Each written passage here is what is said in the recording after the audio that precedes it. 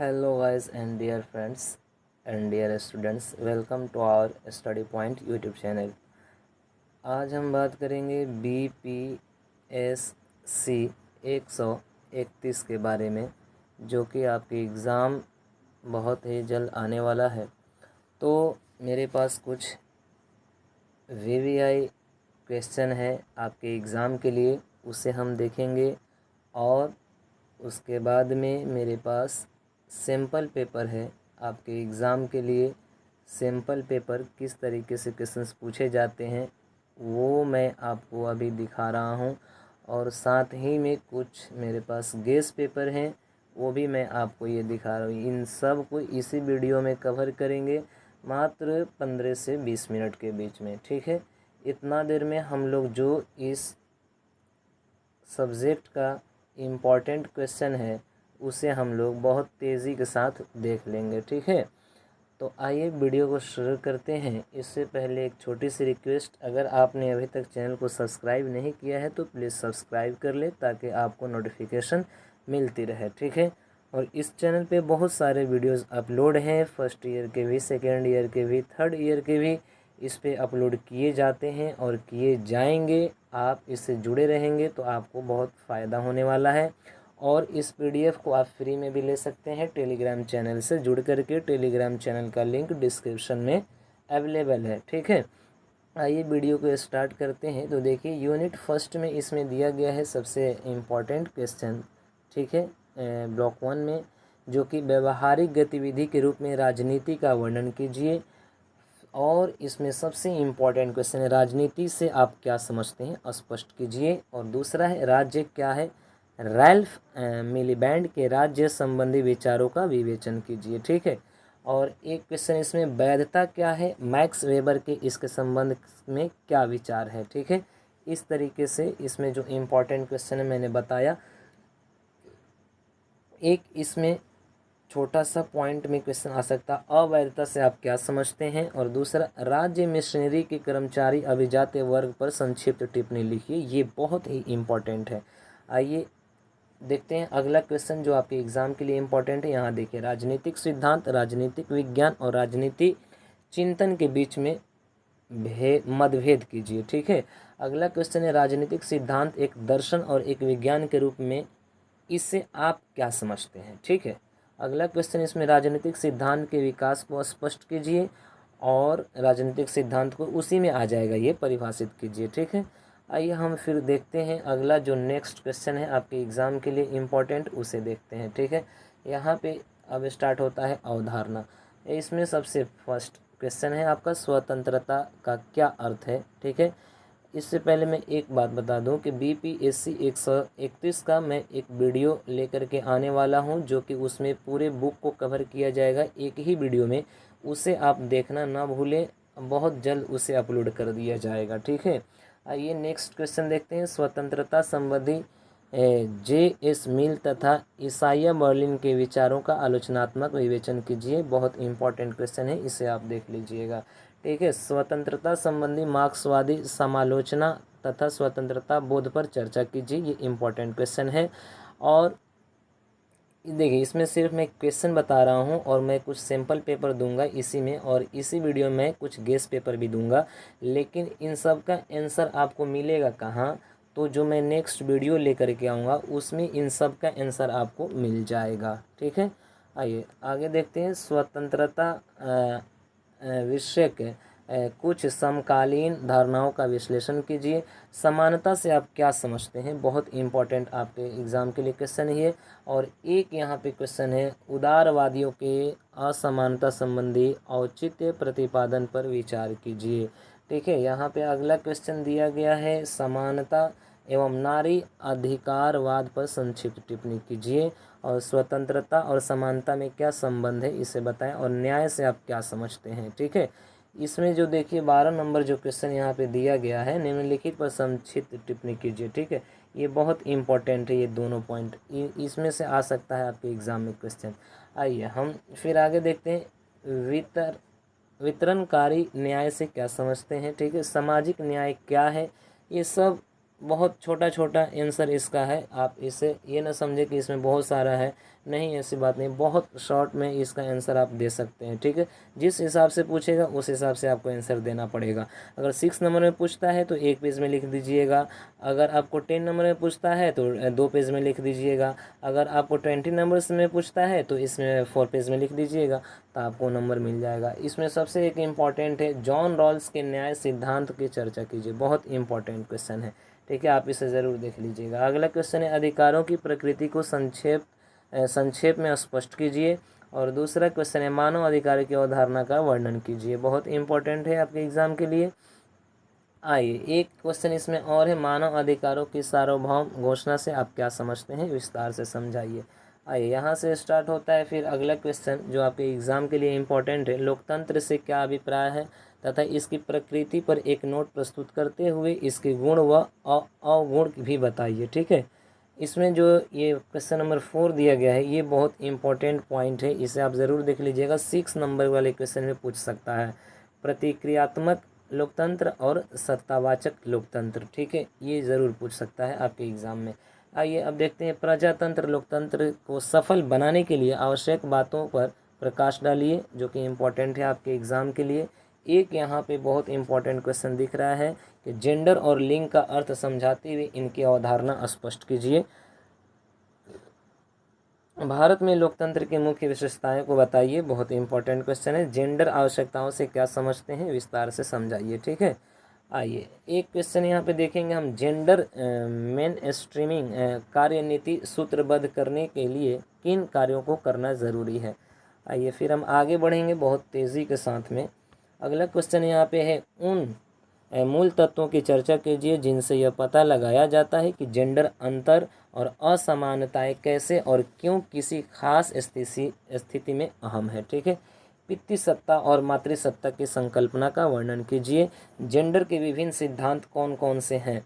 ठीक है, और एक क्वेश्चन यहाँ पे, नागरिकता की अवधारणा की विवेचना कीजिए और नागरिकता की अवधारणा के विकास का वर्णन कीजिए, बहुत ही इंपॉर्टेंट क्वेश्चन है।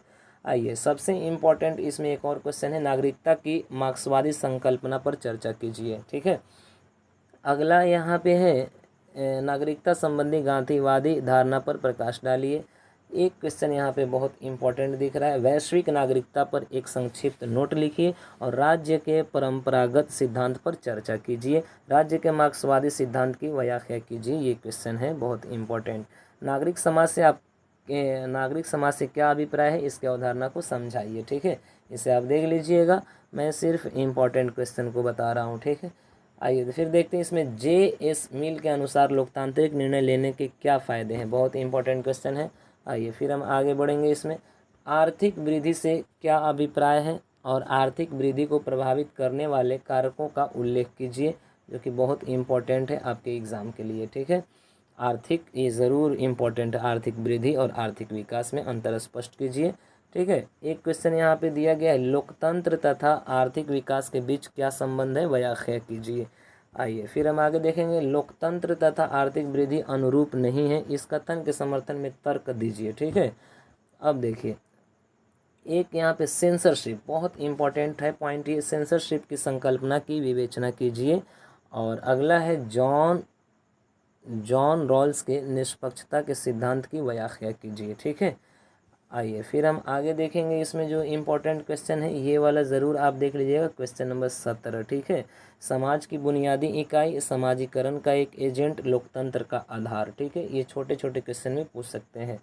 अब देखिए, परिवार से क्या समझते हैं। ठीक है, तो अब देखिए फिर हम यहाँ से जो इम्पोर्टेंट क्वेश्चन था मैंने आपको इसमें बता दिया। अब यहाँ से हम स्टार्ट करते हैं सैम्पल पेपर, जो कि आपके एग्ज़ाम के आपको पता चल जाएगा कि किस तरीके के क्वेश्चंस पूछे जाते हैं। ठीक है, ये एक सैम्पल पेपर है मेरे पास, 2-3 सैम्पल पेपर है, उसके बाद में फिर हम कुछ गेस्ट पेपर भी है इसी वीडियो में देखेंगे। ठीक है, आइए तो सैम्पल पेपर में सबसे पहले आपको देखिए यहाँ पे दिया रहता है सब्जेक्ट का, आपको क्या बोलते हैं, सब्जेक्ट का टाइटल दिया रहता है और यहाँ पे आपका सब्जेक्ट का कोड दिया रहता है और यहीं पे जितने का आंसर लिखना रहता है यहीं पे नोट में करके दे दिया जाता है। ठीक है, अब इसमें देखिए खंड क में क्वेश्चन है, इसमें देखिए कह रहा है कि इस खंड में किन्हीं 2 प्रश्नों के ही उत्तर दे। ठीक है, इसमें प्रश्न रहेगा 3 या 4 रहेगा, कहेगा कि 2 प्रश्नों के उत्तर देना है आपको इसमें से। अब ज़्यादा स्मार्ट ना बनिएगा, ये नहीं कि 4 को दिया है तो इसी में से 4 को लिख दिए। ठीक है,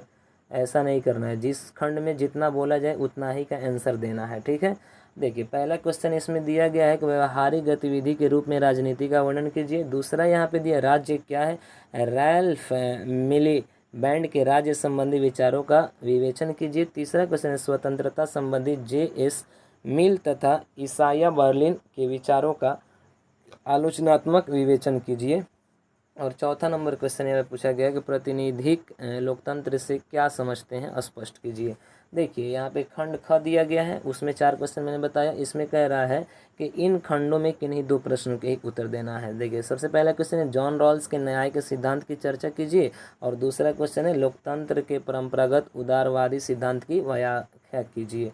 तीसरा है सेंसरशिप की संकल्पना की विवेचना कीजिए। चौथा क्वेश्चन दिया गया भारत में लोकतंत्र की मुख्य विशेषताएं बताइए। ये 4 क्वेश्चन दे दिया है खंड ख में, इसमें से भी 2 आंसर आपको देना रहता है। ठीक है, अब देखिए यहाँ पे दिया गया है, इन सब का आंसर आपको मिल जाएगा नेक्स्ट वीडियो में। ठीक है, आगे देखिए इसमें खंड ग में क्वेश्चन दिया है एक इन खंड में से एक प्रश्न का ही उत्तर देना है। ठीक है, उसमें प्रश्न 3 रहेगा या 2 रहेगा, कहेगा कि इसमें से एक का आंसर दे दीजिए। ठीक है, नागरिकता की अवधारणा की विवेचना कीजिए, पहला क्वेश्चन। और दूसरा क्वेश्चन है निम्नलिखित पर संक्षिप्त टिप्पणी लिखिए, किस पे, तो वैश्विक नागरिकता और इसमें अनौपचारिक सामाजिक नियंत्रण की एक एजेंसी। ठीक है, यहाँ पे सैम्पल पेपर 1 कंप्लीट होता है, सैम्पल पेपर 1 यहीं पे कंप्लीट होता है।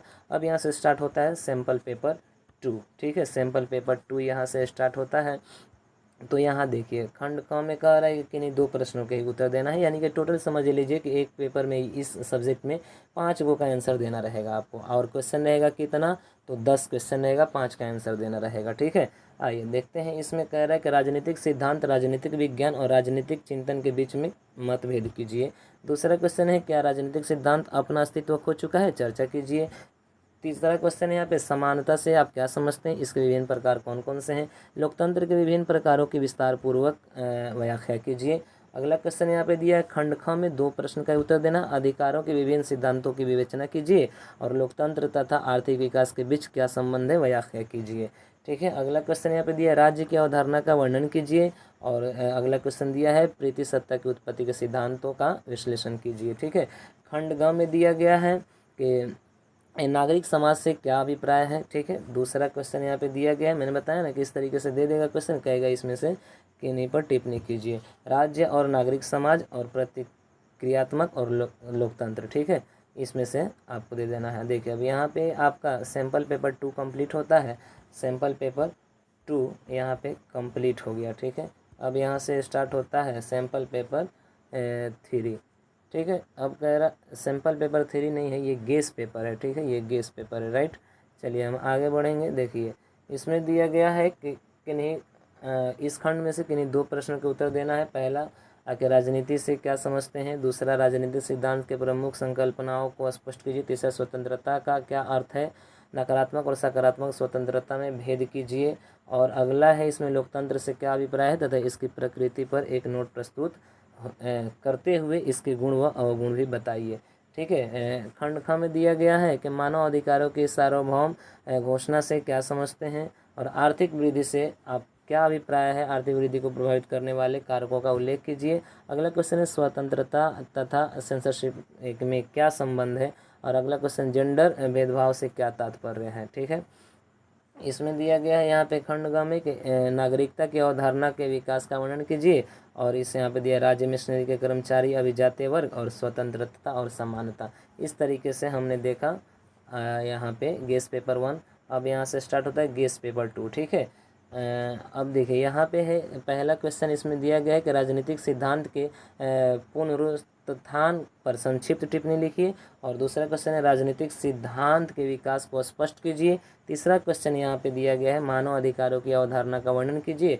चौथा क्वेश्चन है जेंडर और लिंग का अर्थ समझाते हुए इनकी अवधारणा स्पष्ट कीजिए। ठीक है, इस तरीके से हमने देखा जो इम्पोर्टेंट है क्वेश्चन। आइए अब देखते हैं इसमें कुछ जो इसी गेस्ट पेपर में दिया गया, राज्य के विभिन्न स्वरूपों को संक्षेप में स्पष्ट कीजिए। जॉन रॉल्स के निष्पक्षता के सिद्धांत की व्याख्या कीजिए। राष्ट्र राज्य का अर्थ क्या है और नागरिकता पर T.H. मार्शल के विचारों को उल्लेख कीजिए। अब यहाँ पे जो लास्ट ये पॉइंट दिया गया है, राज्य के परंपरागत सिद्धांत पर चर्चा कीजिए। और यहाँ पे न्याय और कानून और सत्तावाचक लोकतंत्र। हमने देखा क्या, हमने देखा यहाँ पे इम्पॉर्टेंट जो आप VVI क्वेश्चन जो आपके एग्ज़ाम के लिए इम्पॉर्टेंट था, ठीक है। फिर हमने देखा यहाँ पे सैम्पल पेपर किस तरीके से क्वेश्चंस पूछे जाते हैं।